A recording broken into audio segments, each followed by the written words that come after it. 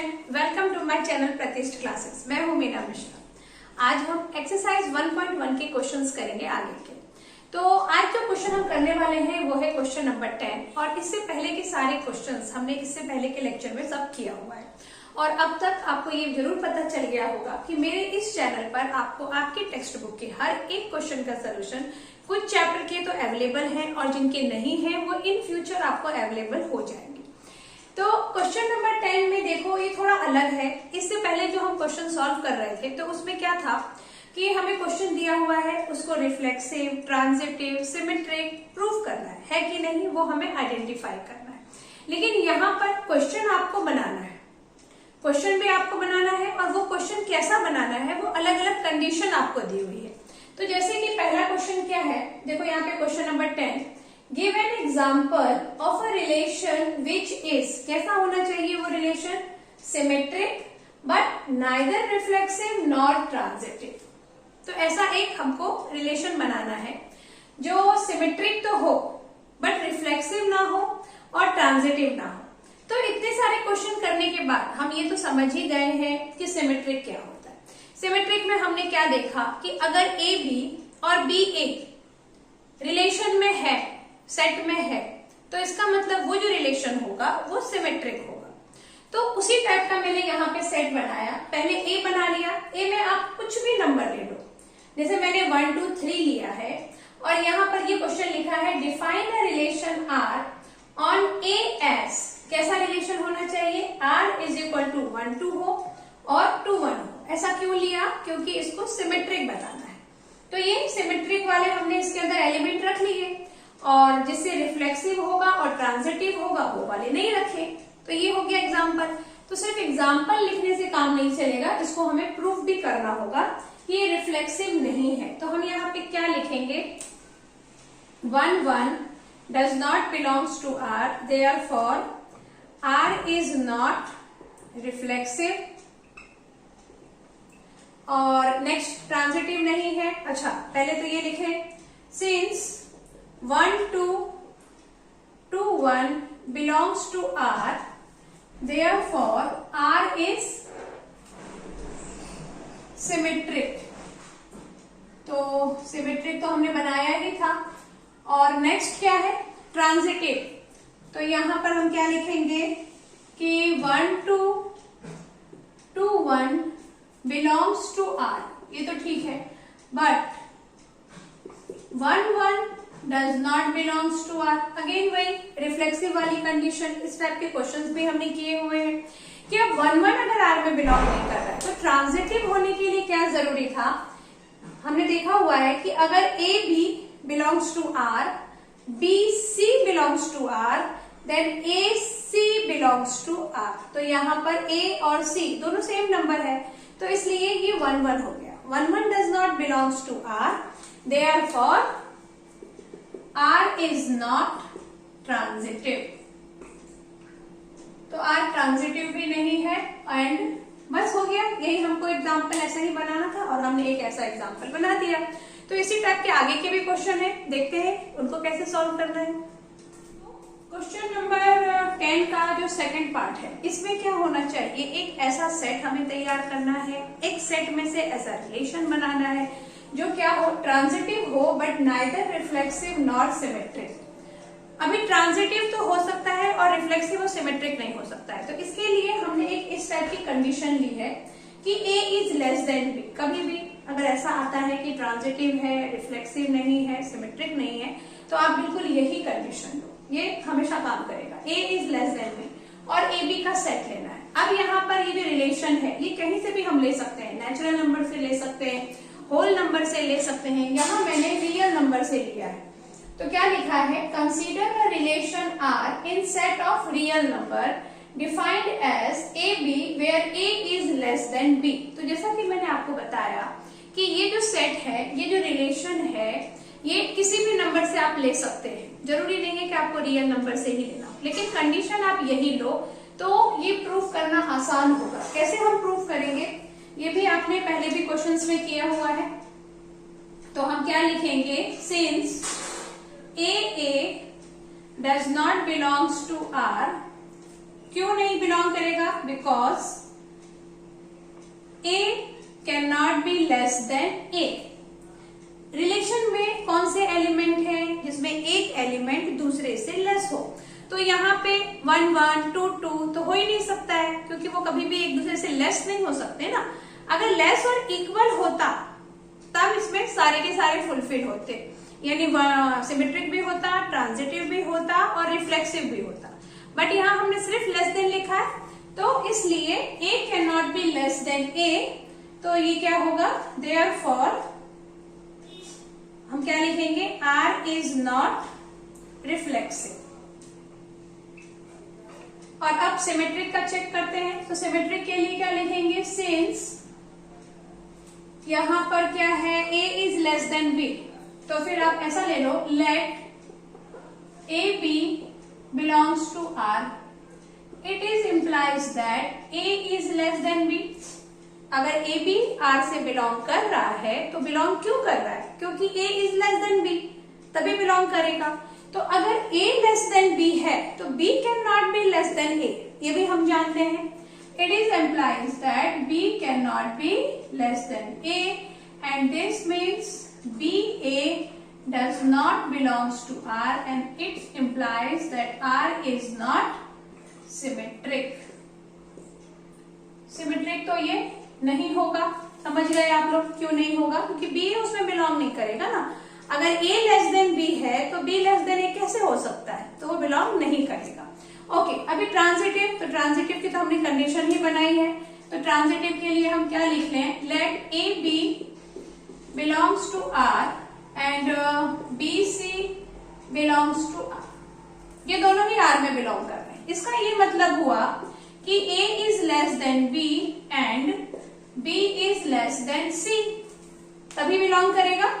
और इसका ये मतलब हुआ कि a is less than c, क्योंकि a अगर b से लेस है और b अगर c से लेस है तो a तो c से लेस होगा ही, तो a is less then c। और इसका ये मतलब क्या हो गया कि a और c बिलोंग करेगा r में, and this implies r is transitive. a less than c है तो ac r में बिलोंग करेगा, क्योंकि हमारा जो रिलेशन है वो कंडीशन ही हमने बनाई है कि दो एलिमेंट आपको ऐसे रखने हैं कि पहला वाला दूसरे से लेस हो। क्लियर हो गया? और अभी तक इतने सारे क्वेश्चन किए तो आपको जरूर ये सब चीजें बहुत ही आसान लग रही होंगी। तो अभी देखते हैं कि आगे के क्वेश्चन में क्या कंडीशन है। क्वेश्चन नंबर 3, इसमें क्या करना है? रिफ्लेक्सिव हो, सिमेट्रिक हो, बट ट्रांजिटिव ना हो। तो इसके लिए देखो मैंने क्या किया, let A is equal to, कोई भी आप 3 नंबर वाला एक ले लो एलिमेंट, सेट ले लिया हमने, 6 7 8 ले लिया। ओके, अभी define a relation R on AS, इसके ऊपर जो हमने रिलेशन बना के ऐसा कुछ एक नंबर लिखा है, ये रिलेशन किस बेस पे लिखा वो लिखने की जरूरत नहीं है, सीधे आप रिलेशन के नंबर भी लिख सकते हैं। तो हमने क्या किया, अब हमें रिफ्लेक्सिव प्रूफ करना है, तो इसलिए 6 6 7 7 8 8 ये डाल दिया। इसको सिमेट्रिक भी बताना है, तो सिमेट्रिक बताने के लिए अगर आप 6 7 लोगे तो आपको 7 6 भी लेना पड़ेगा, अगर आप 6 8 लोगे तो आपको 8 6 भी लेना पड़ेगा। बस ये ध्यान रखो कि जैसे मैंने 6 7 लिया, 7 6 लिया, फिर 7 8 नहीं लिया, फिर सीधे 6 8 और 8 6 ले लिया, मतलब कोई भी 2 पेयर ले लो, जैसे 6 7 का ले लिया सिमेट्रिक और 6 8 के साथ सिमेट्रिक ले लिया, बीच का 7 नहीं लिया। वो क्यों नहीं लिया? क्योंकि अगर वो भी ले लेंगे ना तो फिर हमारा ये ट्रांजिटिव भी प्रूव हो जाएगा। कैसे? देखो, अभी हम क्या करेंगे, इसको रिफ्लेक्सिव और सिमेट्रिक बताना है। तो हम देख ही रहे हैं, since 6 6 7 7 8 8 belongs to R, therefore R is reflexive. ये तो हो गया। उसके बाद सिमेट्रिक है कि नहीं, तो वो भी हमने लिखा है कि 6 7 belongs to R and 7 6 belongs to R, therefore R is symmetric। और अब ट्रांजिटिव के लिए देखो, अगर अपन ट्रांजिटिव के लिए ऐसा देखें ना कि 6 7 belongs to R, 7 6 belongs to R, तो फिर इस केस में ये ट्रांजिटिव हो जाएगा, क्योंकि अगर मैंने 6 7 लिया, 7 6 लिया, तो थर्ड वाला क्या होगा, 6 6 होगा, और 6 6 तो ऑलरेडी है, तो इसमें तो ये ट्रांजिटिव है। लेकिन अगर आप कुछ इस तरह से लें कि 7 6 ले लें और फिर 6 8 ले लें, तो फिर 7 और 8 इसमें नहीं है। ट्रांजिटिव के लिए क्या जरूरी है कि अगर ए बी है, बी सी है, तो ए सी भी होना चाहिए। तो यहाँ पे ये ट्रांजिटिव नहीं हो रहा है, तो कुछ केस में हो रहा है और कुछ में नहीं। तो जिसमें नहीं हो रहा है हम वो वाला यहाँ पे पॉइंट आउट करेंगे। तो हम यहाँ क्या लिखेंगे, सिंस 6 7,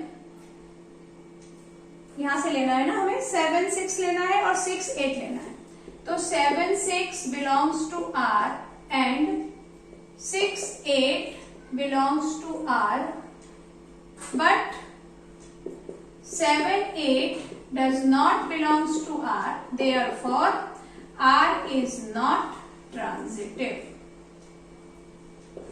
तो इसीलिए मैंने आपको कहा था कि इसको जब आपको ऐसा प्रूफ करना है कि ट्रांजिटिव नहीं है, तो उस केस में जब हम सिमेट्रिक लेंगे ना, तो हमने क्या किया, 6 7 लिया, 7 6 लिया, फिर 6 8 ले लिया और 8 6 ले लिया, बीच के थोड़े से आपको छोड़ देने। जैसे मैंने यहाँ पे 3 एलिमेंट लिए, तो मैंने 7 को छोड़ दिया, उसके साथ सिमेट्रिक वाला बॉक्स नहीं बनाया। तो इस तरह से आपको रिलेशन बनाना पड़ेगा, थोड़ा सा ध्यान रखना है। क्वेश्चन नंबर 4 क्या है कि रिफ्लेक्सिव एंड ट्रांजिटिव हो बट सिमेट्रिक ना हो। तो अभी इसके लिए भी फिर हमें ऐसा कंडीशन लेना पड़ेगा, क्योंकि रिफ्लेक्सिव है, ट्रांजिटिव है और सिमेट्रिक नहीं है। तो क्या किया मैंने, define a relation R in natural number. Again यहाँ पे आप नेचुरल, होल, रियल कुछ भी ले सकते हैं। तो नेचुरल नंबर एस आर में क्या होना चाहिए, ए बी, और वो ए बी कैसा हो कि a cube is greater than and equal to b cube, ऐसा होना चाहिए। या आप सिंपल इसको a is greater than and equal to b भी लिख सकते थे, उसमें भी ये काम हो जाता कि ये रिफ्लेक्सिव और सिमेट्रिक तो होता, बट रिफ्लेक्सिव और ट्रांजिटिव होता बट सिमेट्रिक नहीं होता। अब उसके लिए हम क्या करेंगे, देखो यहाँ पे कैसे प्रूफ करेंगे, A since A belongs to R as A cube is greater than and equal to A cube, वो तो होगा ही क्योंकि इक्वल का साइन है ना, तो हम ए उसमें ले सकते हैं। उसके बाद यहाँ पे therefore R is symmetric, sorry symmetric नहीं था, ये रिफ्लेक्सिव था, आर इज रिफ्लेक्सिव। अब हम देखेंगे कि सिमेट्रिक क्यों नहीं है। तो सिमेट्रिक में क्या हो सकता है कि let A B belongs to R. अभी ए बी अगर आर में बिलोंग्स कर रहा है, इसका मतलब कि a cube is greater than and equal to b cube. अब अगर ए बी से ग्रेटर है तो बी ए से ग्रेटर कैसे हो सकता है, तो यहाँ पे हम क्या लिखेंगे, B cube is not greater than and equal to A cube. तो therefore BA does not belongs to R and therefore R is not symmetric। अभी नेक्स्ट ट्रांजिटिव के लिए है, तो ट्रांजिटिव के लिए तो हम लिख सकते हैं let A B and B C belongs to R. अब ए बी और बी सी बिलोंग कर रहा है, इसका मतलब क्या हुआ कि A is greater than and equal to B and B is greater than and equal to C. This implies that A is greater than and equal to C, क्योंकि A तो B से ही बड़ा है ना, A B से बड़ा है और B C से बड़ा है, तो इसका मतलब क्या हुआ कि A जो होगा वो C से भी बड़ा होगा। तो इसका ये मतलब हुआ कि A C belongs to R and this implies what? R is transitive। R is transitive। तो ये जो हमारा जो कंडीशन था कि रिफ्लेक्सिव और ट्रांजिटिव होना चाहिए बट सिमेट्रिक नहीं होना चाहिए, तो वो ये प्रूफ हो गया है। अब इसका ही एक लास्ट सब क्वेश्चन है, वो देखते हैं कैसे करना है। अब यहाँ हमें क्या प्रूफ करना है कि सिमेट्रिक भी है, ट्रांजिटिव भी है, बट रिफ्लेक्सिव नहीं है। तो रिफ्लेक्सिव कब होता है, जब सेम एलिमेंट उसमें होते हैं। तो यहाँ मैंने सेट क्या लिया है, let A is equal to -5 -6। आप +5 और +6 भी ले सकते हैं, मतलब कोई भी दो एलिमेंट ले लो। And define a relation R S, R in a S, यहाँ पे आर इन ए एस कैसा होगा रिलेशन कि हमने क्या किया, -5 -6 ले लिया। अब इसको सिमेट्रिक भी प्रूफ करना है तो -6 -5 ले लिया, और इसको ट्रांजिटिव प्रूफ करना है तो देखो अगर -5 -6 है, -6 -5 है तो -5 -5 वो भी है। तो अब आप सोचेंगे कि -5 -5 है तो रिफ्लेक्सिव तो होगा, लेकिन ये रिफ्लेक्सिव नहीं होगा, क्योंकि रिफ्लेक्सिव होने के लिए क्या, इसके अंदर -6 -6 भी होना चाहिए था, तभी ये रिफ्लेक्सिव होता। रिफ्लेक्सिव होने के लिए जो एलिमेंट है ना, हमारा जो सेट है, वो सेट के सारे एलिमेंट उसके अंदर होने चाहिए, -5 -5 -6 -6 दोनों ही इसके अंदर होना चाहिए, तो ये रिफ्लेक्सिव होगा, अदरवाइज नहीं होगा। तो हम वही पॉइंट उठाएंगे, हम लिखेंगे since -6 -6 does not belongs to R, therefore R is not symmetric, sorry reflexive। सिर्फ रिफ्लेक्सिव के केस में ऐसा होता है, बाकी सिमेट्रिक और ट्रांजिटिव ये तो हम लोग जो रिलेशन है उसमें से ही उठाते हैं। मतलब अभी रिलेशन में -5 -6 है और -6, तो -5 -6 अगर यहाँ लिखा है रिलेशन में तो -6 -5 भी रिलेशन में होना चाहिए, तो वो सिमेट्रिक होगा। फिर हम उसको इस सेट के साथ कंपेयर नहीं करेंगे। जैसे मान लो इस सेट में एक और नंबर होता 7, तो हम ये नहीं बोलते कि 6 और 7 इसके अंदर नहीं है और 7 6 नहीं है, तो क्योंकि 6 और 7 भी तो नहीं है। लेकिन अगर हम यहाँ 6 और 7 लिख देते और फिर 7 6 नहीं लिखते तो फिर ये रिलेशन सिमेट्रिक नहीं होता। मतलब सिमेट्रिक चेक करने के लिए हमें सिर्फ ये रिलेशन वाला सेट देखना है, लेकिन रिफ्लेक्सिव चेक करने के लिए हमें वो उसका मेन जो सेट है उसके सारे एलिमेंट इसके अंदर है कि नहीं, 5 5 6 6 1 1 2 2 मतलब जो भी उसमें है वो सब इसमें होना चाहिए, तभी वो रिफ्लेक्सिव होगा। और सिमेट्रिक के लिए क्या देखना है कि अगर 5 6 है तो 6 5 भी होना चाहिए, और ट्रांजिटिव के लिए 5 6 है, 6 5 7 है, मतलब 6 5 है तो 5 5 भी है। इसके अलावा तो कोई और सेट इसमें है नहीं जिसमें हम ट्रांजिटिव चेक कर पाए। तो R इज नॉट रिफ्लेक्सिव। और सिमेट्रिक के लिए हम क्या लिखेंगे, since -5 -6 belongs to R and -6 -5 also belongs to R, therefore R is symmetric. और ट्रांजिटिव के लिए फिर हम ऐसे ही लिखेंगे, since -5 -6 and -6 -5 belongs to R, और फिर क्या, and -5 -5 belongs to R, therefore R is transitive। तो क्वेश्चन नंबर 10 के सारे क्वेश्चंस हमने कर लिए हैं। अब देखते हैं आगे के क्वेश्चन। अभी हम देखेंगे क्वेश्चन नंबर 11। तो मैंने क्वेश्चन नंबर 11 का सिर्फ हाफ पार्ट ही लिखा है, पहले हम ये सॉल्व करेंगे और फिर उसके बाद का जो हाफ पार्ट है वो मैं आपको इसके बाद बताऊंगी। तो पहले ये हाफ पार्ट देखते हैं। Show that the relation R in the set A of point in a plane. अभी यहाँ पर जो ए है, जो मेन हमारा सेट है, वो सेट किन चीजों का है, वो सेट है पॉइंट्स का। मतलब उसमें जैसा कि आप समझ लो पॉइंट इन अ प्लेन का मतलब क्या हुआ कि जैसे ये एक प्लेन एरिया है और यहाँ पे बहुत सारे पॉइंट हैं, ये इस तरह से ये बहुत सारे पॉइंट हैं, और ये आप ऐसा समझ लो कि ये मैंने ग्राफ बनाया, ये एक्स एक्सिस है और ये वाई एक्सिस है। तो यहाँ पर ये बहुत सारे, ये ओरिजिन होगा, ये तो आपको पता ही है ओ। तो ये जो बहुत सारे पॉइंट हैं, तो इन पॉइंट का सेट है, ये सारे पॉइंट हमने जोड़ के एक सेट बनाया और वो सेट है हमारा ये ए। ओके, अभी उस ए सेट में से हमें दो दो पॉइंट करके उठाना है, और वो दो पॉइंट हमें कैसे लेने हैं कि distance of point P from origin is same as the distance of point Q from the origin. मतलब अभी ओरिजिन यानी ये, तो यहां से मान लो कि ये दो पॉइंट है, इस पॉइंट का डिस्टेंस भी यहां से जितना है उतना ही इस पॉइंट का डिस्टेंस है। तो अगर मैं इस पॉइंट को नाम दे दूं L और M, तो हमारा जो रिलेशन है, रिलेशन में जो पॉइंट ऐड होगा वो कौन सा ऐड होगा, LM ऐड होगा।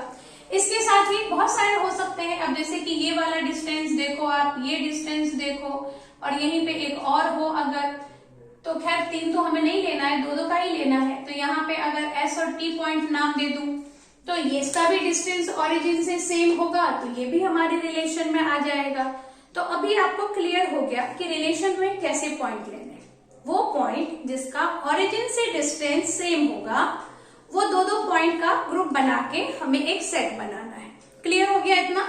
और फिर क्या बोलना है, इज एन इक्विवेलेंस रिलेशन। तो इक्विवेलेंस रिलेशन मतलब वो सिमेट्रिक जो हम नया रिलेशन बनाएंगे, जो नया रिलेशन वाला जो हम सेट बनाएंगे वो सिमेट्रिक हो, ट्रांजिटिव हो, रिफ्लेक्सिव हो, तभी वो इक्विवेलेंस होगा। तो देखो चेक करते हैं इसको। सॉल्यूशन में हम क्या लिखेंगे, R तो हमारा सिमेट्रिक रिफ्लेक्सिव तो होगा ही। क्यों होगा रिफ्लेक्सिव? क्योंकि अगर कोई पॉइंट जैसे कि O का, यहां पे मैं कैसा लेने वाली हूं कि R is reflexive as AA belongs to R। क्यों R is reflexive as AA belongs to R? Because distance of point A, या फिर यहाँ पे हम AA ना लेके PP ले लेते हैं, क्योंकि हमको यहाँ जो पॉइंट लेना है वो PQ लेना है। तो यहाँ के जो पॉइंट होंगे ना उसी हिसाब से लेना है। PP belongs to R because distance of point P is equal, क्या लेना है हमें, is same as the distance of point P। P is same as the distance of point P। P के साथ तो डिस्टेंस सेम होगा ही ना। तो रिफ्लेक्सिव में तो हम ऐसे ही लेते हैं जैसे हमने इससे पहले क्वेश्चंस किए थे, इससे पहले के लेक्चर में, कि दोनों सेम एरिया में है या सेम ऑफिस में काम करते हैं, तो उसको भी हमने रिफ्लेक्सिव बोला था, क्योंकि अब वो खुद तो सेम में काम करेगा ही ना, उसको उसी के साथ हम कंपेयर कर रहे हैं। रिफ्लेक्सिव में यही होगा।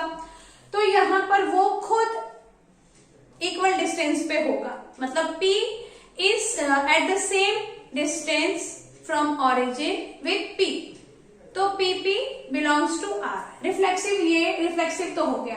अभी क्या ये सिमेट्रिक होगा वो हम लोग चेक करेंगे।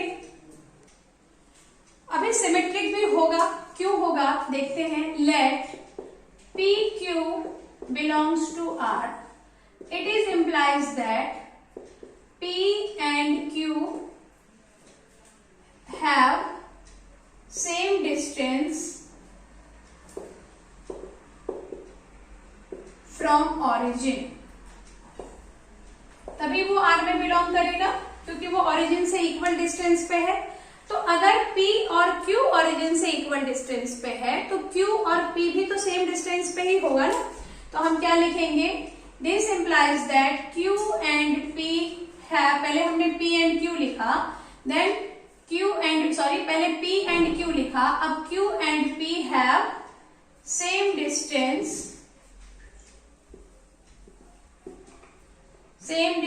From origin. और इससे क्या पता चला कि QP also belongs to R and this implies that R is symmetric। हो गया R सिमेट्रिक। अभी ट्रांजिटिव भी होगा, ये भी आप समझ गए होंगे, क्योंकि PQ अगर R में बिलोंग कर रहा है, QR अगर R में बिलोंग कर रहा है, तो PR भी बिलोंग करेगा। क्यों बिलोंग करेगा वो हम देखते हैं। Let PQ belongs to R and QR, R ले लें या S ले लेते हैं, QS belongs to R। This implies P and Q have same distance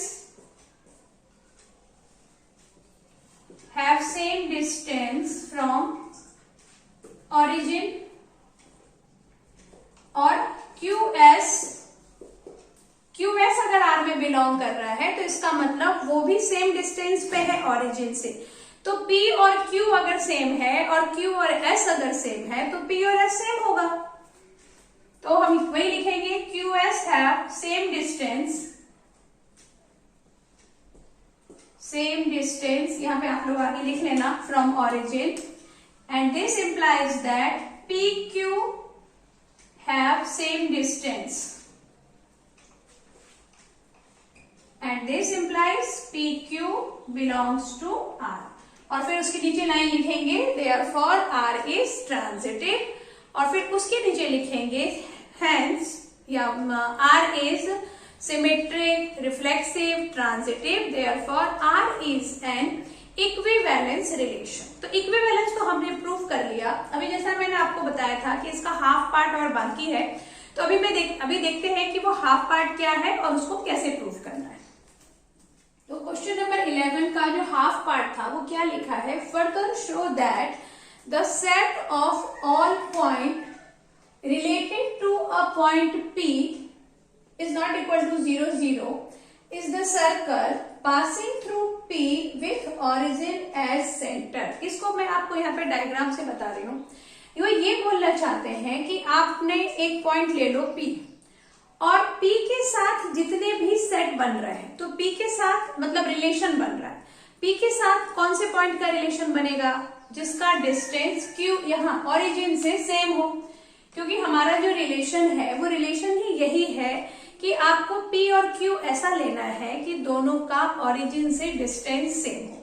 तो अगर मैं P ले रही हूं और बाकी उसके साथ रिलेट करके पॉइंट लिख रही हूं उस सेट में, तो इसका मतलब क्या हुआ कि वो जो बचे हुए पॉइंट हैं वो सब भी उस P के जितने डिस्टेंस पे ही हैं। मान लो कि ये सारे वो पॉइंट हैं जिनके साथ P का रिलेशन में लिख रही हूँ। ये हो गया P1, P2, ऐसे करके बहुत सारे पॉइंट हैं हमारे पास, P4, P7। तो इन सबको हम कैसा लिख रहे हैं रिलेशन में, P1 लिख रहे हैं, फिर हम P2 लिख रहे हैं। तो ऐसा हम क्यों लिखेंगे, क्योंकि P और P1 या P और P2 इन सब का ऑरिजिन से डिस्टेंस सेम है। तो ये कुछ इस तरीके से हो सकते हैं, ये x एक्सिस हो गया, ये y हो गया, और ये z, और ये हो गया ऑरिजिन। तो अगर ये इस तरीके से होंगे तो एक सर्कल बन जाएगा ना, आप ऑरिजिन को सेंटर लो और यहां से एक सर्कल बन जाएगा। तो यही क्वेश्चन है हमारा, यही हमको प्रूव करना है। तो हम क्या लिखेंगे यहाँ पे कि set of all points related to a point P have same distance from the origin, therefore they make a circle passing through P नहीं होगा, passing through P with origin as centre. Clear हो गया आपको कि क्या पूछा था और हमें कैसे लिखना है, क्योंकि इक्वल डिस्टेंस होगा तो इसका मतलब वो सर्कल ही बनाएगा ऑरिजिन से। ओके, तो क्वेश्चन नंबर 11 कंप्लीट हो गया है, और जो बचे हुए क्वेश्चंस हैं वो हम लोग नेक्स्ट लेक्चर में डिस्कस करेंगे। Thanks for watching.